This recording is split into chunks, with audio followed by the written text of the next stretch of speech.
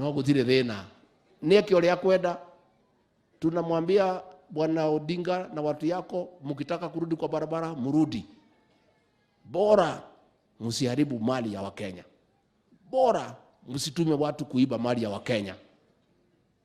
Na mimi naona they are trying to intimidate the Inspector General of Police Japhet Koome. I want to assure the IG, continue doing your work. You are a very professional IG doing your work professionally. All you did is to protect life and property. Had they not come to the streets, there would have been no issue between the police and the demonstrators. So let them keep their people at home. Then there will be no problem with the police.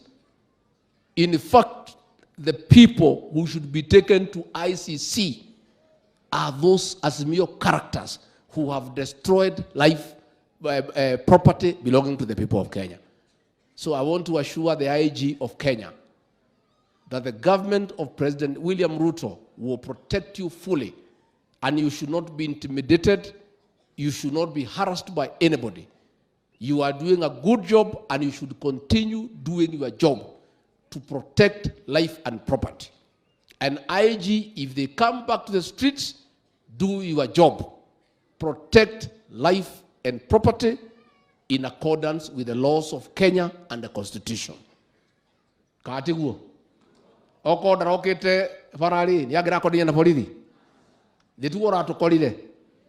Amerwa atiriri makirehe maundu mana marare. Ayuka guthukia indo cia andu merwo mukungi akorire u. Mukungi akorire u.